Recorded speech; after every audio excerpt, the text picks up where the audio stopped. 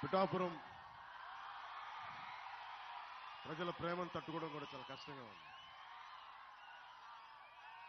ఒక ఊరు, ఒక నియోజకవర్గం నాలాంటి వాడిని ఇంత ప్రేమగా, ఇంత అద్భుత స్వాగతం పలుకుతారా, ఇంత గుండెల్లో పెట్టుకుని స్వాగతం పలుకుతారా అనేది ఇంకా నాకు నమ్మశక్యంగా లేదు. ఈరోజు పిఠాపురం అభివృద్ధి మిగతా అన్నిటికీ మాట్లాడుకోబోయే ముందు ఒకసారి ఏ పరిస్థితిలో ఉన్నాం మనం ఇక్కడ. ఈ వైసీపీ ఫ్యాన్ కి సౌండ్ ఎక్కువ, గాలి తక్కువ.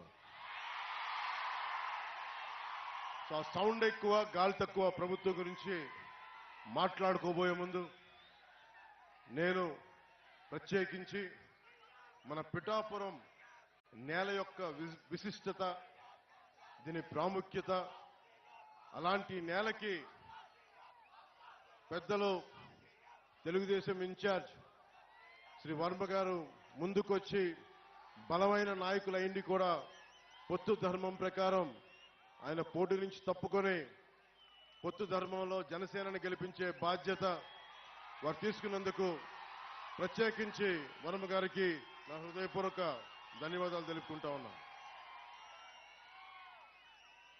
అలాగే బీజేపీ నాయకులు ఇన్ఛార్జ్ శ్రీ బుర్రా కృష్ణరాజు గారికి కూడా ప్రత్యేకించి నా హృదయపూర్వక ధన్యవాదాలు, నమస్కారాలు.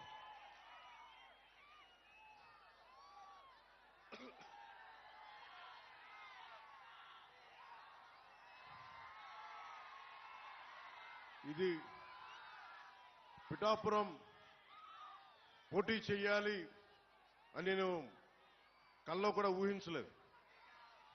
నాకు ఇన్ని దశాబ్దాలుగా, దాదాపు 1.5 దశాబ్దంగా సమస్యల మీద పనిచేసుకోవడం తెలుసు తప్ప నేను ఒక పోటీ చేయాలి, నేను ఒక నియోజకవర్గాన్ని ఎస్టాబ్లిష్ చేసుకోవాలి, స్థాపించుకోవాలి అన్న ఆలోచన నాకు రాలేదు.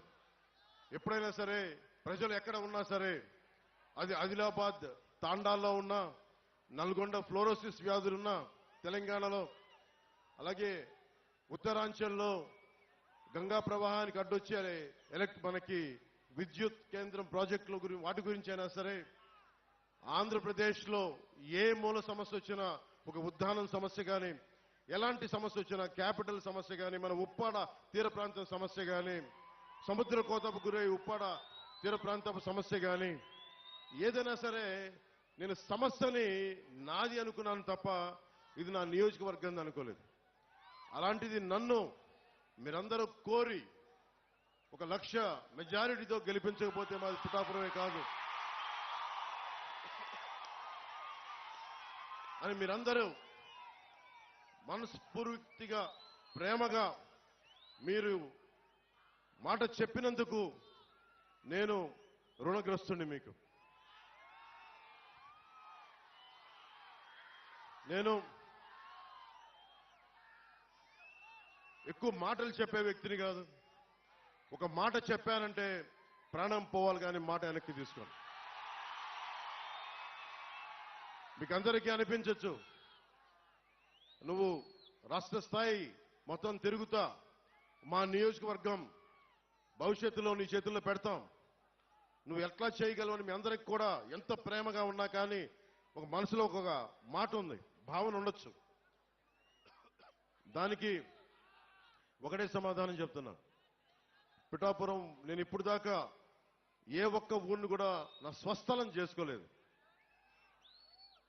ఇది ఎందుకంటే మొత్తం సమాజం నా ప్రజలు అనుకున్నా, దేశం నా ప్రజలు అనుకున్నా, ఈ రాష్ట్రం అంతా నా ఊరు అనుకున్నాను కానీ ప్రత్యేకించి ఒక్క ఊరిని నా స్వస్థలం అనుకోలేకపోయాను.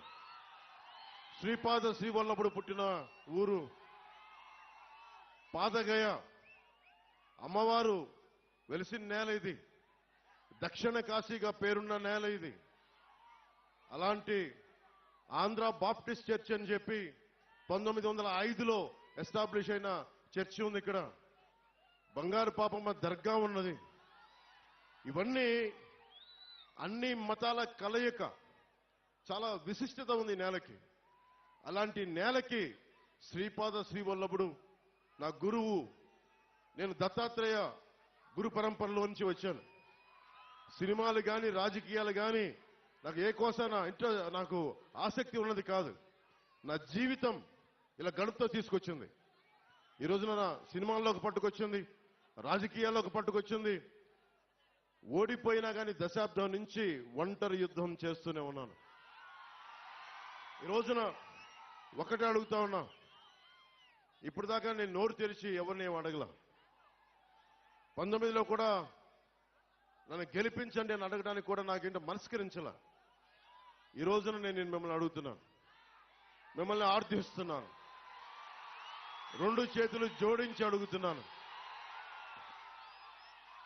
నా పిఠాపురం ప్రజలను అడుగుతున్నాను, ఉప్పాడ కొత్తపల్లి మండలం ప్రజలను అడుగుతున్నాను, ప్రతి మండల ప్రజల్ని, ప్రతి ఒక్కరిని, 54 గ్రామాల ప్రజల్ని పేరు పేరును అడుగుతున్నాను.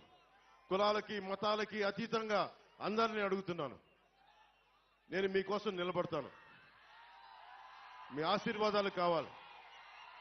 నన్ను గెలిపించండి.